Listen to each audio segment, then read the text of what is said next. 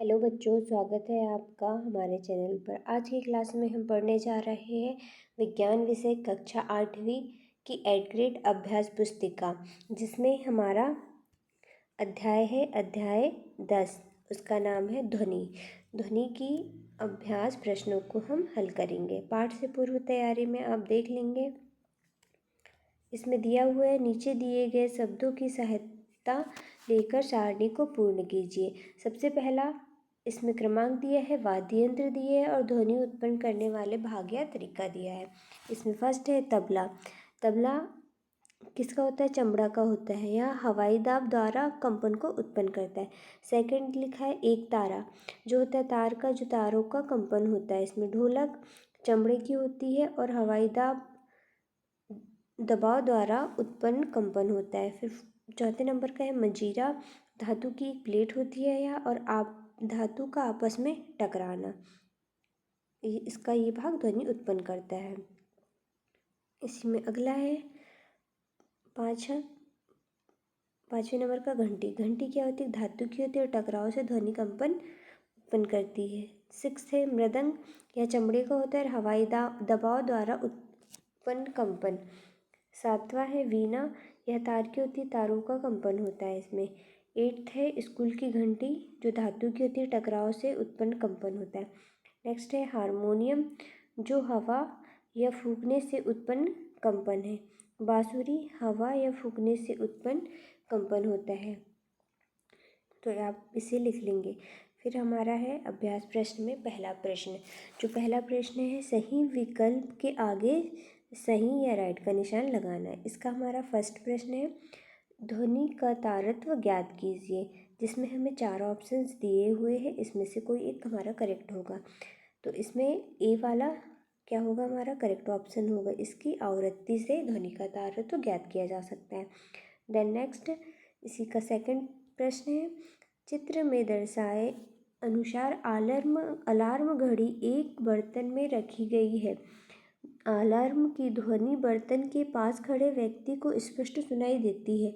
अब यदि बर्तन के अंदर से वायु को पूरी तरह निकाल दिया जाए तो पास खड़े व्यक्ति के लिए अलार्म ध्वनि की प्रबलता कैसे प्रभावित होगी?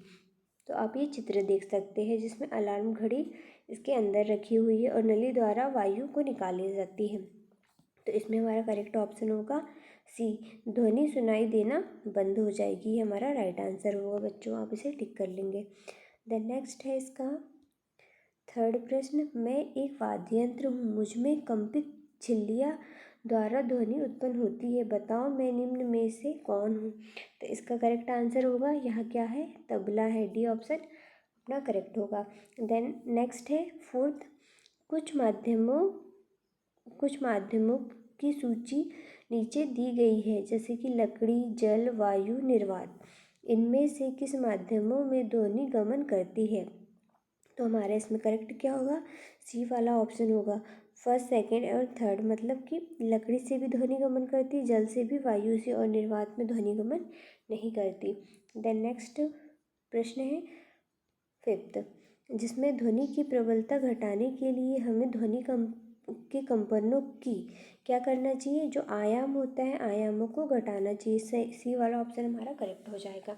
देन नेक्स्ट प्रश्न क्रमांक सेकंड का, इसमें क्या है? दिए गए शब्दों का चयन कर रिक्त स्थानों की हमें पूर्ति करना है। ये हमको शब्द दिए गए हैं, इन्हीं से हमें 5 जो प्रश्न दिए हैं उसमें पूर्ति करना है रिक्त स्थानों के। इसमें पहला प्रश्न है, ये प्रति सेकंड होने वाले दोलनों की संख्या को हम क्या कहते हैं? आवृत्ति कहेंगे, आवृत्ति। देन नेक्स्ट है, मानव कानों के लिए श्रव्यता की परास क्या होती है? तो यह होती है हमारी 20 हर्ट्ज। देन नेक्स्ट है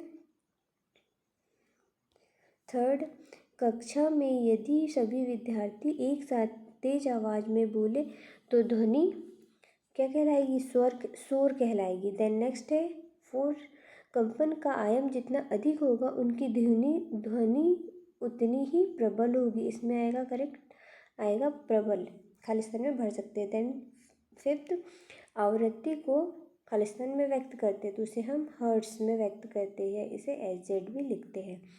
देन नेक्स्ट है अति लघुत्तरीय प्रश्न। प्रश्न क्रमांक 3, जब हम बातचीत करते हैं तो क्या हमारे शरीर का कोई भाग कंपन करता है? यदि हाँ तो उस भाग का नाम क्या है? तो बच्चों आप उत्तर में लिखोगे हाँ, हमारे गले में स्थिर स्वर यंत्र या वोकल कॉर्ड्स कंपन करते हैं। ये हो जाएगा आपका करेक्ट आंसर।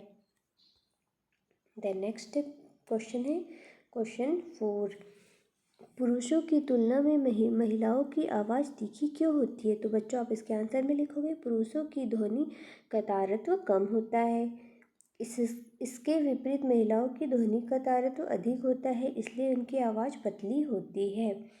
देन नेक्स्ट प्रश्न है प्रश्न 5वां, ध्वनि की प्रबलता आयाम पर किस प्रकार निर्भर करती है? यदि आयाम दोगुना कर दिया जाए तो प्रबलता कितनी बढ़ जाएगी?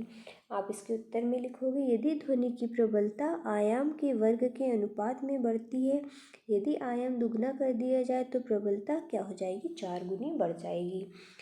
देन नेक्स्ट प्रश्न है क्वेश्चन 6। क्वेश्चन 6 क्या है?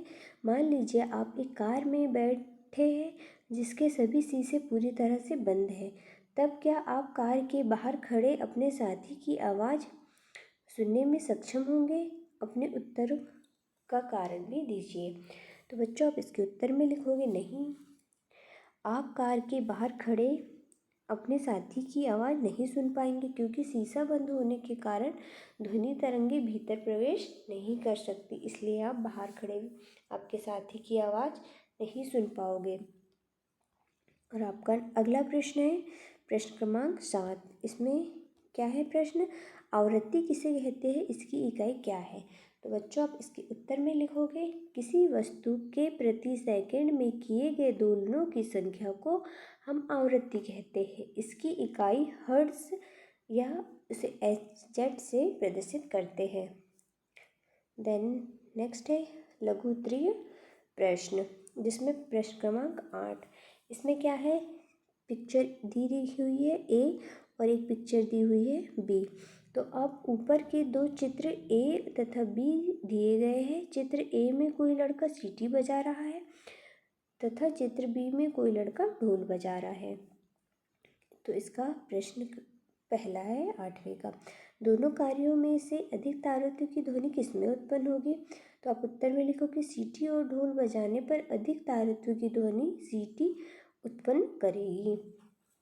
और इसका नेक्स्ट प्रश्न है, दोनों ध्वनियों की तुलना में शेर की दहाड़ तथा पक्षियों की ध्वनि से की जाए तो शेर तथा पक्षी में से किसकी ध्वनि का तारत्व अधिक होगा?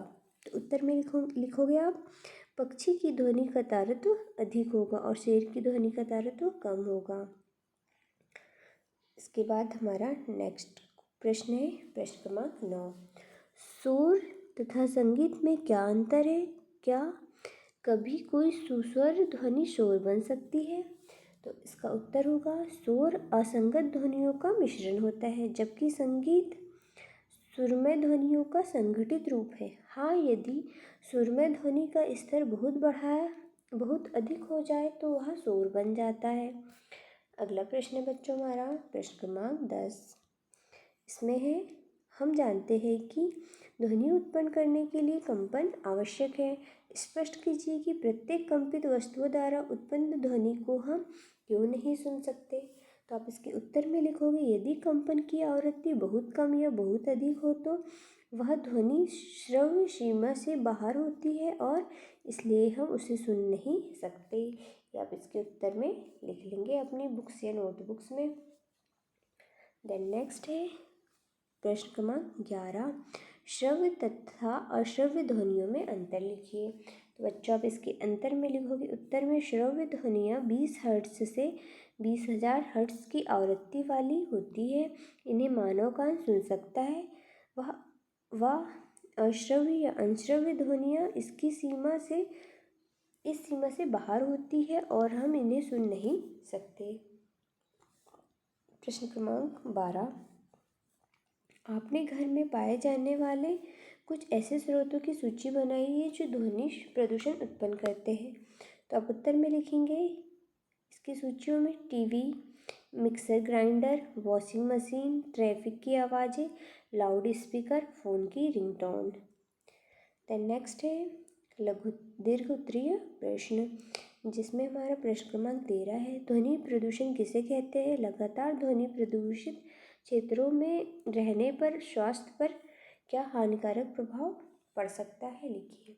तो उत्तर में लिखेंगे अवांछनीय और हानिकारक ध्वनियों का अत्यधिक स्तर ध्वनि प्रदूषण कहलाता है। यदि कानों और मानसिक स्वास्थ्य पर बुरा प्रभाव डाल सकता है, जिससे सिरदर्द, चिंता और सुनने की क्षमता में कमी जैसी समस्या हो सकती है। ये हुआ हमारा प्रश्न क्रमांक 13 का उत्तर। अगला प्रश्न है हमारा प्रश्न क्रमांक 14।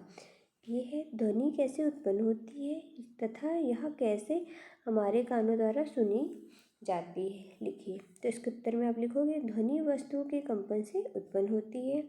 ये कंपन हवा के माध्यम से ध्वनि तरंगों के रूप में हमारे कान तक पहुँचते हैं और कान के पर्दे से टकराकर ये ध्वनि तरंगें विद्युत संकेतों में बदल जाती है, जो मस्तिष्क द्वारा ध्वनि के रूप में पहचानी जाती है। अगला प्रश्न है प्रश्न क्रमांक 15। एक दोलक 2 सेकंड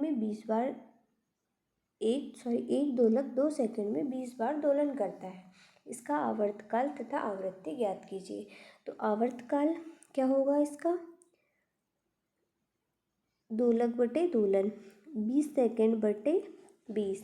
तो इसका आवर्तकाल आएगा 0.1 सेकंड और आवृत्ति 1 बटे आवर्तकाल। तो हमारा आवर्तकाल निकला है 0.1, तो यहाँ पर होगा बराबर 1 बटे 0.1। इसको सॉल्व करेंगे तो आएगा हमारा 10 हर्ट्ज़। फिर है हमारा इसमें प्रोजेक्ट का हल भी हम देखेंगे। प्रोजेक्ट ए का आ नंबर का कम से कम 5 प्रसिद्ध भारतीय संगीतज्ञों तथा उनके द्वारा बजाए जाने वाद्य यंत्रों की सूची बनाइए। तो यहाँ पर लिखा है वादक का नाम, वाद्य यंत्र का नाम और वाद्य यंत्र का चित्र। तो पहले लिखोगे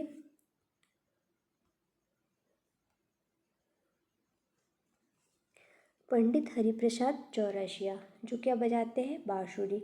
आप यहाँ पर बांसुरी का चित्र बना लेंगे। अगला है उस्ताद जाकिर हुसैन, जो तबला बजाते हैं। इनका वाद्य यंत्र का नाम है तबला। आप यहाँ पर तबला का चित्र बना सकते हो। नेक्स्ट है पंडित रविशंकर शुक्ल, इनका वाद्य यंत्र सितार। आप यहाँ पर सितार का चित्र बना के चिपका सकते हो।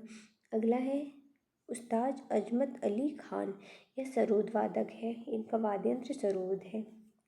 नेक्स्ट है बिस्मिल्लाह खान, ये क्या बजाते हैं? शहनाई। इनका वाद्य यंत्र है शहनाई। आप यहाँ पर शहनाई का चित्र बना सकते हो। अगला है इसी कब्बा साला घर मोहल्ले में अवलोकन कर ऐसे वाद्य यंत्रों की सूची बनाइए जो आपने देखे हैं। तो आप इसके उत्तर में लिखोगे मृदंग, ड्रम, सिलाफन, छोटे ढोल, तबला, हारमोनियम, बाजा, सेलेस्टे, पियानो, तुरही, क्लिवोला, पाइप ऑर्गन, बांसुरी। और जो आपको देखे हो या सुने हो उनको भी आप लिख सकते हो। अगला प्रोजेक्ट है हमारा अपने आसपास स्थित ऐसी वस्तुओं की सूची बनाइए जो ध्वनि प्रदूषण के लिए उत्तरदायी है। तो आप उत्तर में लिखोगे इसके गाड़ियों का हॉर्न, निर्माण कार्य, तेज संगीत, लाउड स्पीकर, इंडस्ट्रियल मशीनें। इन सब से क्या होता है? ध्वनि प्रदूषण होता है और यह ध्वनि प्रदूषण के लिए उत्तरदायी होते हैं। और आप और भी लिख सकते हो अपने अकॉर्डिंग जो आपके आसपास स्थित हो। प्रोजेक्ट दूसरे का ध्वनि प्रदूषण को दर्शाता हुआ किसी एक पोस्टर का निर्माण कीजिए तथा ध्वनि प्रदूषण को कम करने हेतु 2 स्लोगन या नारे भी लिखिए। तो यहाँ पर आप ध्वनि प्रदूषण के दर्शाते हुआ एक पोस्टर बना सकते हो और इसके लिए 2 स्लोगन या नारे। इसमें पहला है शांत वातावरण, स्वस्थ जीवन, ध्वनि प्रदूषण से बनाए दूरी। देन नेक्स्ट अगला है शोर कम करे, सुकून बढ़ाए, ध्वनि प्रदूषण को भगाए। ये आपका हो गया अध्याय 10, जो हमारी एडग्रेड अभ्यास पुस्तिका है। कौन सी वाली? 2024-25 की। उसके हम अध्याय 8 ध्वनि के प्रश्नों के उत्तर को हल कर चुके हैं। और अगर से आपको हमारे पहले के वीडियो देखना है, इसके पहले के 1 से लेकर 9 तक, तो आप हमारी प्लेलिस्ट पर जाकर, इस चैनल की प्लेलिस्ट पर जाकर वीडियो में प्रश्नों के हल को देख सकते हो। अगर से आपको हमारा वीडियो अच्छा लगता है तो इसे लाइक, शेयर और सब्सक्राइब कीजिए। Thank you watching my video.